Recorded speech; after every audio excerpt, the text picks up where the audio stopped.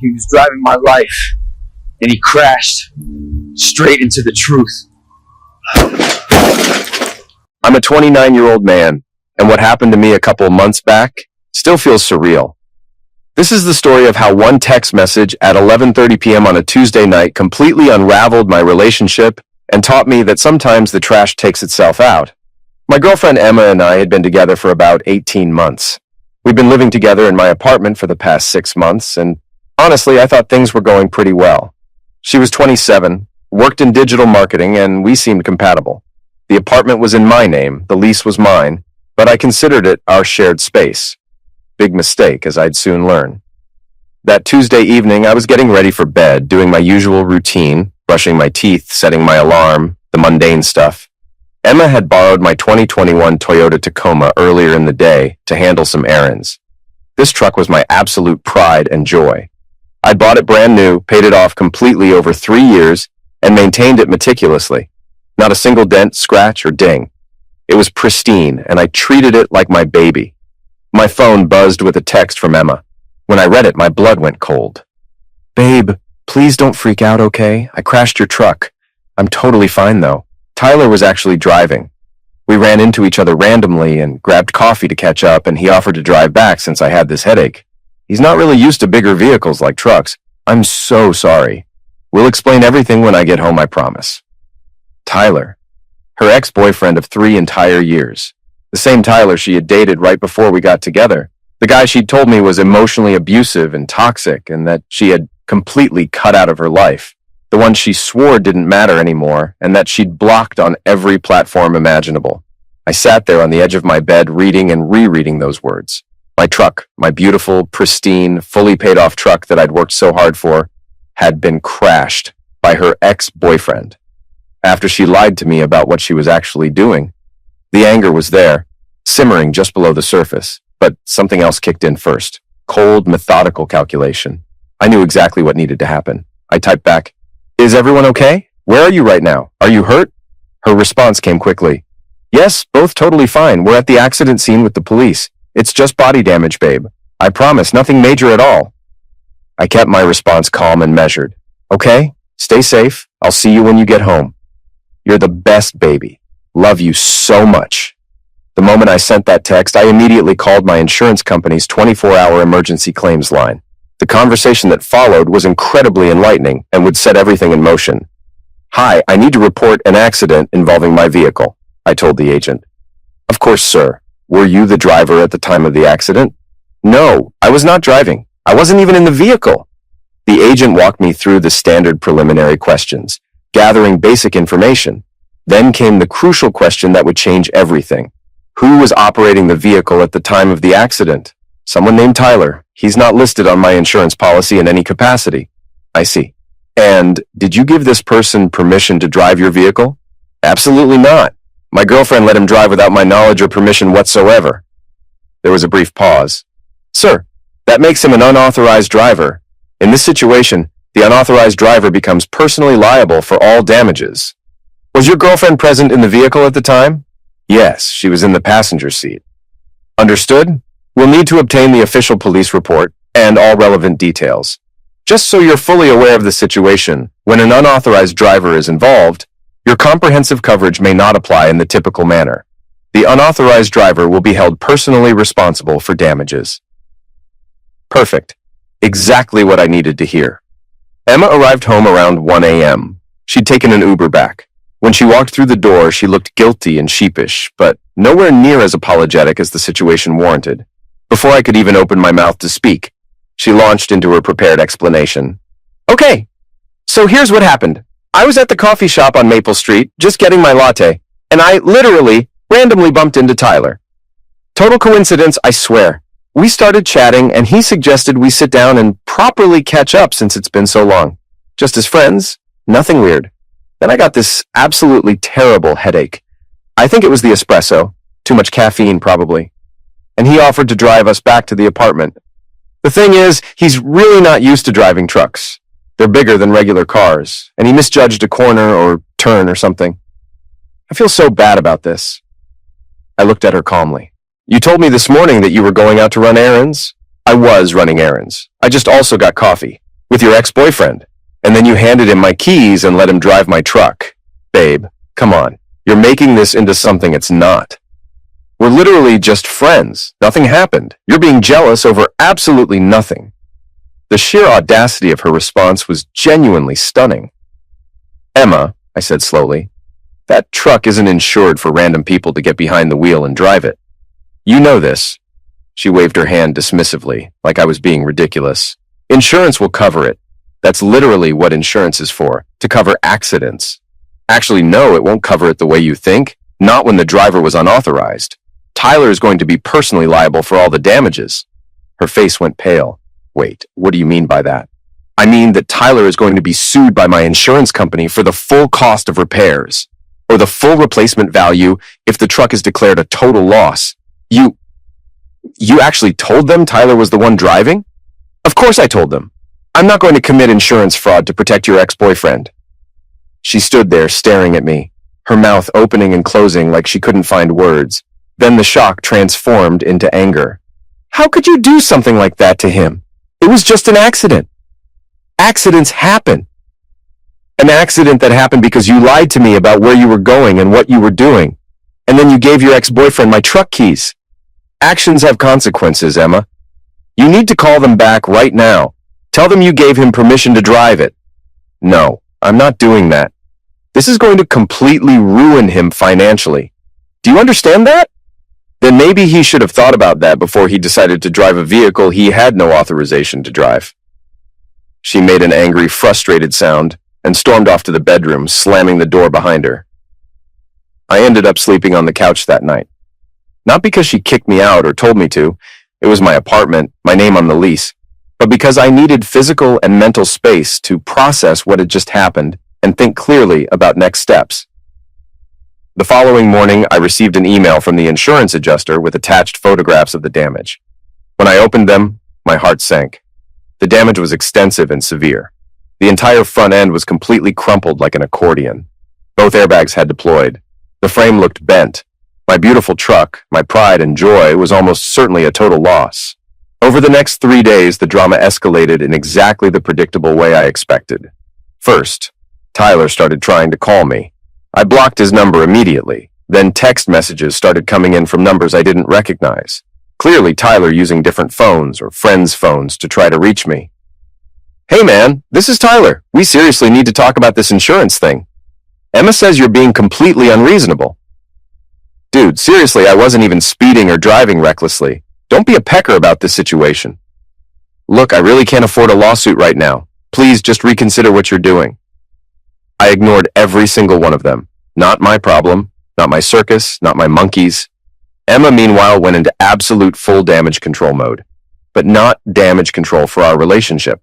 No, she was trying to protect Tyler. His insurance won't cover this because he wasn't driving his own car, she said frantically. This is going to completely bankrupt him financially. Sounds like something he should have considered before getting behind the wheel, I replied calmly. He's a graduate student working on his master's degree. He doesn't have any money. Once again, Emma, that's not my problem to solve. It is your problem. I'm your girlfriend. You're a girlfriend who lied to me about where you were going and what you were doing, and then let her ex-boyfriend drive my truck without permission. The insurance company worked remarkably fast. Within a week, the truck was officially declared a total loss. The market value came back at $38,000. Add in the rental car costs while I sorted out a replacement vehicle, and a diminished value claim, and the total came to $43,000. They sent Tyler a formal letter via certified mail, informing him of his complete personal liability for all damages. That's when Emma's family decided to get involved in the situation. Her mother, Patricia, called me first.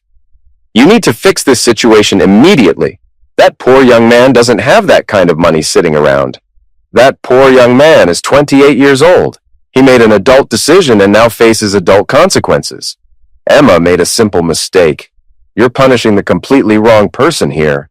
I'm not punishing anyone. I'm simply letting the legal process play out exactly as it's designed to. If you don't drop this insurance claim, Emma is going to leave you. Is that what you want? That's entirely her choice to make, Patricia. She hung up on me abruptly. 20 minutes later, Emma's father, Richard, tried the man-to-man approach, thinking he could reason with me differently.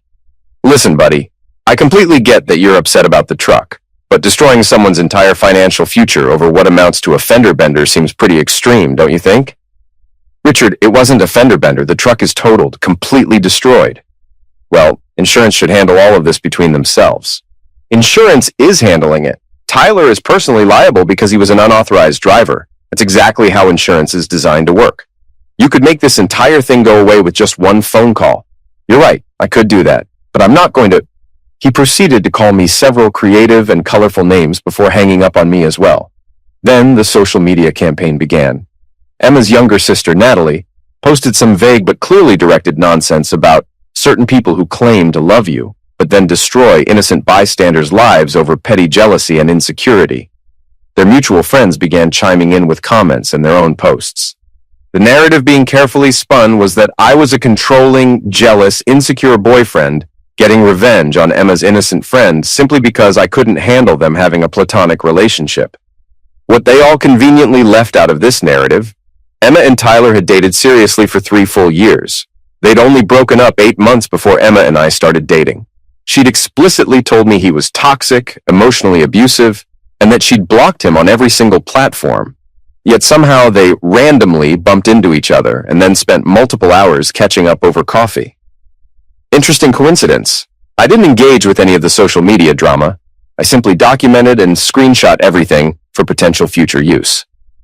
But the best part came a few days later. Emma tried a completely different tactical approach.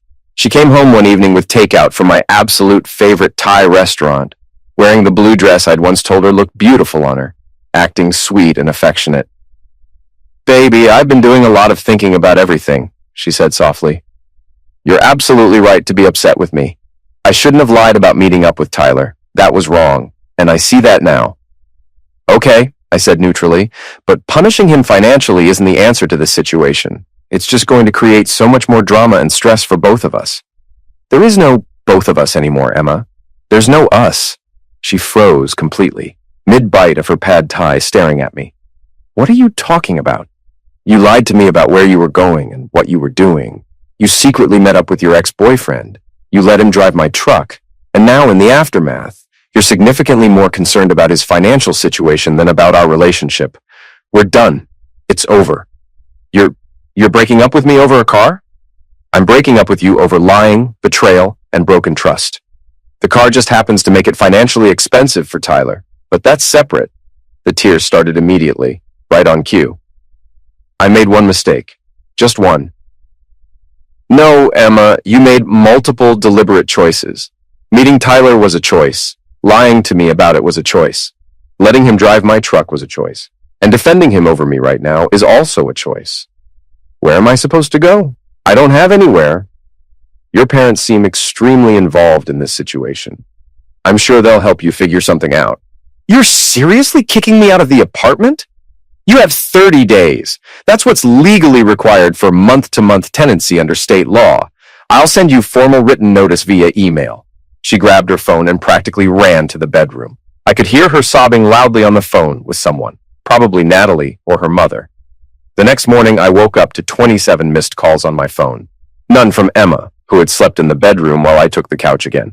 All 27 calls were from Tyler, using what appeared to be yet another new phone number. I finally answered on the 28th call, purely out of curiosity. "What exactly do you want from me?" I asked. He was practically screaming into the phone. "The insurance company is saying I owe $43,000. $43,000? Yeah, that sounds approximately correct based on the damages. I don't have anywhere close to that kind of money. Not even remotely." "Then you probably should have thought about that before you decided to drive a truck you weren't authorized or insured to drive.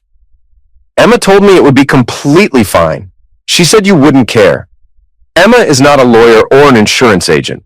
Maybe you shouldn't take legal advice from your ex-girlfriend." "She's not my ex-girlfriend. It's complicated between us." And there it was. The truth accidentally slipping out in his frustration and anger. "It's not complicated to me at all," I said calmly. "She's your problem now. Enjoy dealing with the debt together." I hung up and immediately blocked that number as well. Emma must have been listening at the bedroom door because she came storming out immediately. "Did he seriously just say what I think he said?" "You tell me, Emma. Sounds like you and Tyler have been considerably more than just friends catching up. It's not like that. Honestly, I don't care anymore. You have 29 days left to find a new place to live. 1 week later, Tyler had apparently hired a lawyer. Some ambulance chaser attorney sent me an official cease and desist letter demanding that I cease and desist from malicious prosecution, retract all false statements made to my insurance company, and pay for Tyler's legal fees for having to hire representation. I forwarded the entire letter to my insurance company's legal department. The lawyers there actually laughed when they read it. They sent back their own formal response letter explaining several key points. 1. No false statements whatsoever were made. 2. Tyler admitted to driving the vehicle in his official police statement. 3. The police report clearly confirms he was the operator of the vehicle. 4. He has absolutely no grounds for any claims against me. And 5. If he continues any form of maltreatment, they'll add maltreatment charges to the existing civil lawsuit. Meanwhile, Emma was making living together as absolutely miserable as humanly possible. She still had 22 days remaining on her eviction notice, but she was determined to make every single one of those days count. On Tuesday, she accidentally clogged the toilet by using way too much toilet paper, which resulted in a $200 plumber bill. On Wednesday, she invited friends over at 2 o'clock in the morning for an emergency girls' night because she was so depressed. They were loud enough that multiple neighbors filed noise complaints. On Thursday, she claimed she'd lost the only key to our storage unit where we kept seasonal items and holiday decorations. On Friday, she used my credit card. I'd been stupid enough not to immediately cancel her authorized user status to purchase $600 worth of essential work clothes because, in her words, "You're making me homeless and I need proper interview outfits." I immediately disputed the charge with my credit card company and removed her as an authorized user. But Saturday was truly special. I came home from work to find Tyler sitting on my couch, eating food from my refrigerator, acting like he belonged there. "What the hell are you doing in my apartment?" I demanded. Emma jumped up defensively. "I live here. I have every right to have guests over." "He's not a guest. He's trespassing. Tyler, get out of my apartment right now." Tyler stood up, attempting to look intimidating. "Man, we really need to talk about this whole insurance situation face to face." "No, we absolutely don't. Leave immediately or I'm calling the police. Just hear me out for 5 minutes." I pulled out my phone and started dialing 911. He left, but not before muttering something under his breath about how this isn't over. Emma was absolutely furious with me. "I have tenant rights. I'm legally allowed to have visitors." "You can have visitors, Emma. What you cannot do is have the guy you cheated on me with, who destroyed my truck in my apartment. Pack your stuff." The eviction notice says 30 days. The notice can be legally modified if you violate reasonable terms of continued tenancy. Having Tyler here is a direct violation. You now have 48 hours. That was apparently the nuclear option. She immediately called her parents, who showed up an hour later with a rental U-Haul truck. But they didn't come to help her move out peacefully. They came to threaten and intimidate me. Richard stood in my doorway like he owned the place. "You're going to drop this insurance claim right now." "No, I'm not. I will make your life absolute hell." "Get in line, behind everyone else." Patricia tried the tearful approach again. "Please, you have to understand. Tyler's parents are threatening to completely cut him off financially. He'll have to drop out of graduate school. Maybe he should have considered those potential consequences before he crashed my truck. It was just an accident. Anyone could have an accident. Driving without authorization wasn't an accident. That was a deliberate choice." Natalie, Emma's sister, arrived next, adding even more chaos to the circus developing in my hallway. "You're such a pathetic, small, petty little man. No wonder Emma had to find emotional comfort elsewhere." "Emotional comfort? Is that what we're calling it now?" I asked. Emma's face turned bright red. "Natalie, shut up right now!" But it was too late. The cat was already out of the bag. "So, you're admitting it now?" I said calmly. "You've been cheating on me with Tyler." "We weren't. It's not technically cheating. We were on a break." "What break? When were we on a break, Emma?" "In my mind, we were. I was planning to break up with you anyway, eventually." The entire hallway went completely silent. Even her own family members looked genuinely shocked. "Well then," I said, "it should be very easy for you to leave now. You have 48 hours. Richard stepped forward aggressively. "You can't just..." I absolutely can. She just admitted to cheating in front of multiple witnesses. Now, would you all like to stay here while she packs her belongings? Or should I call the police to escort all of you out? They left, but not before Patricia was shrieking about lawyers and lawsuits and how they know important people who can make problems for you. Sunday was strangely, eerily quiet. Emma stayed barricaded in the bedroom, occasionally emerging for water or food, never making eye contact with me. Then Monday hit, and suddenly I understood why she'd been so quiet. My boss called me into his office first thing in the morning. "We received a very concerning phone call about you." My stomach immediately dropped. "What kind of call?" "Someone claiming to be a concerned friend said you're exhibiting violent and threatening behavior at home, threatening your girlfriend and her entire family." "That's completely and utterly false. Here's what's actually been happening." I showed him absolutely everything. The full insurance claim documentation, the official police report, all the text messages, everything I'd been meticulously documenting. He reviewed all of it carefully and then sighed. I figured it was something like that. The phone call seemed extremely vindictive, but I was required to ask, "Take the rest of the day off if you need to sort the situation out." I went home to find Emma finally packing her belongings. Finally. "Did you call my workplace?" I asked directly. She didn't even look up from her packing. "I have no idea what you're talking about." "Emma, if you try to interfere with my employment again..." "What? You'll ruin my entire life?" "Too late for that." The sufferer mentality was absolutely incredible. She had cheated, lied repeatedly, and let her ex-boyfriend destroy my truck. But somehow, in her mind, she was the wronged party. Tyler texted from yet another new number. "My parents are involved now. Drop the claim or they'll come after you legally, too." I forwarded that threat directly to my insurance company. They added it to their growing file and informed me they were now pursuing additional damages for maltreatment and intimidation. Emma finally moved out exactly 47 hours and 59 minutes into my 48-hour deadline. She left the apartment key on the kitchen counter with a handwritten note. "I hope you're satisfied with yourself for destroying two people's lives over your fragile masculine ego. Tyler and I are officially together now, and we're stronger than ever for surviving your vindictiveness. Karma will find you eventually." Actually, karma found them first. Tyler's parents did get involved, exactly like he said, but not in the way he'd expected or hoped. They hired their own attorney to independently review the entire legal situation. That lawyer apparently told them very clearly that Tyler was completely and utterly liable, and their absolute best option was attempting to negotiate some kind of payment plan with the insurance company. But here's where the story gets truly beautiful. Tyler's parents started seriously digging into their son's version of events. Turns out this wasn't Tyler's first rodeo with borrowing other people's vehicles. He'd actually had his driver's license fully suspended 2 years prior for reckless driving and multiple traffic violations.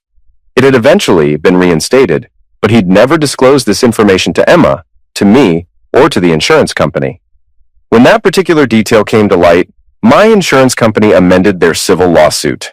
Driving on a previously suspended license while operating an unauthorized vehicle pushed his liability even higher. They were now seeking $52,000, including all legal fees and court costs. Tyler's parents' response? They cut him off completely and entirely. Not just financially, completely. His father actually called me personally to apologize. "I'm genuinely sorry our son put you in this position. We've enabled his irresponsible behavior for far too long. He's completely on his own for this situation." Emma, meanwhile, quickly discovered that being together doesn't actually pay rent or bills. She moved into Tyler's tiny studio apartment, which he shares with 2 other roommates. Natalie posted some passive-aggressive social media content about love conquering all obstacles and true partners sticking together through hardship. That beautiful sentiment lasted exactly 5 days. I received a text from an unknown number. It turned out to be Brittany, one of Emma's friends, who I'd always actually gotten along with pretty well. "Hey, just thought you should know for closure or whatever. Emma's currently crashing on my couch now. Tyler kicked her out because she expected him to pay for absolutely everything since she's unemployed. She also apparently found out he's been actively texting his other ex-girlfriend, Jennifer. The whole friend group is pretty much done with her constant drama. Sorry about your truck situation." I thanked Brittany sincerely and wished her luck dealing with her temporary house guest. But the saga still wasn't completely over. Tyler, in his infinite wisdom and desperation, decided to try one final play. He filed a claim with his own insurance company, claiming he was actually a permitted driver because Emma had the authority to give him permission. His insurance company contacted my insurance company to verify. My insurance company responded with, the apartment lease clearly showing Emma wasn't listed, the vehicle registration showing only my name, text messages proving I never gave any permission, and Emma's own official statement to police that she let Tyler drive without asking me. Tyler's insurance company dropped him completely, not just denying that specific claim, but canceling his entire coverage for lying and misrepresentation on an insurance claim. So now Tyler has $52,000 in debt to my insurance company. No car insurance at all, no parental support whatsoever, no degree. He dropped out of graduate school to work full-time trying to pay legal fees. And no girlfriend. Emma left when his money dried up completely. Emma has no boyfriend. Tyler dumped her. No apartment, can't afford rent. No car. She'd sold hers months ago because Tyler would drive us everywhere. No friends, systematically burned all those bridges. And no job. She'd quit 2 months earlier to focus on our relationship. And me? I received a check from my insurance company for the full value of my truck plus all rental coverage costs. I bought a beautiful 2023 Tacoma with even better features. The insurance company is handling the entire lawsuit against Tyler. I don't have to do anything except potentially show up if it goes to actual court, which it won't because Tyler is desperately trying to settle for anything. Richard called one final time, attempting to guilt trip me. I sincerely hope you're satisfied with yourself. You've completely ruined 2 young people's lives over your wounded pride. I didn't ruin anything. They made their choices. They're facing the natural consequences. Tyler might have to file for bankruptcy. Okay. Emma is severely depressed. Okay. You're completely heartless. I'm heartless. Your daughter cheated on me, repeatedly lied to me, and let her affair partner destroy my property. But somehow I'm heartless for not covering up their choices and protecting them from consequences. He hung up without another word. A month later, Tyler filed for Chapter 7 bankruptcy. The insurance company recovered approximately $3,000 from selling his gaming computer setup and collectibles, then wrote off the remaining balance. My insurance rates didn't even increase because I wasn't at fault and they recovered something.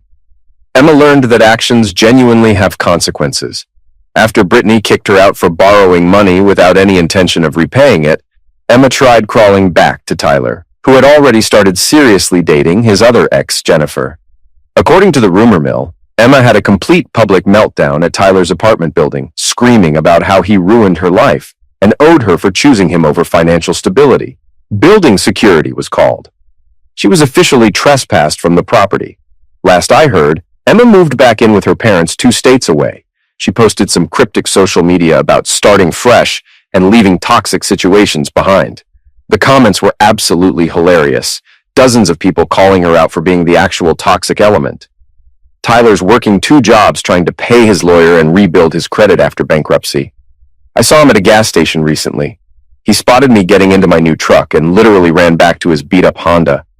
I guess seeing the upgraded version of what he destroyed hit differently. The best closure came from the most unexpected source. Emma's grandmother reached out. This incredibly sweet 73-year-old lady sent me a Facebook message. Young man, I heard what my granddaughter did to you. I'm deeply ashamed of her and how her parents raised her. You did the right thing. Don't let anyone tell you different. She needed to learn that her actions have real consequences. Maybe now she'll grow up, though I honestly doubt it. You deserve so much better. P.S. That's a beautiful new truck. I saw the photos you posted. That message genuinely made me smile. I'm dating again now. Nothing serious yet, just casual coffee dates and getting to know people slowly. Being very upfront about boundaries and expectations from the start. The experience with Emma taught me to trust my instincts and never ignore red flags again. My apartment feels like truly mine again. I repainted the walls, rearranged all the furniture, bought a new television, even installed a dash cam in the new truck for extra protection. And yes, I'm completely serious when I say no one else will ever drive my truck without written, notarized permission and being added to my insurance policy. Emma's family occasionally still tries to stir up drama. Natalie posted something last week about men who can't handle strong, independent women. The irony of calling Emma independent when she couldn't even pay her own phone bill was genuinely hilarious. Looking back, the entire experience taught me invaluable lessons. Standing your ground firmly isn't cruel. It's absolutely necessary. I didn't ruin Tyler's financial future. He did that himself when he chose to drive a vehicle he wasn't authorized to drive. I didn't ruin Emma's life. She did that when she chose to lie and cheat repeatedly. I simply refused to shield them from the natural consequences of their own deliberate actions and choices. To anyone reading this in a similar situation, document absolutely everything. Don't cave to emotional manipulation tactics, and never ever let anyone who isn't explicitly listed on your insurance policy drive your vehicle. Trust me on that last one, or ask Tyler. Oh wait, he probably can't afford his phone bill anymore to answer.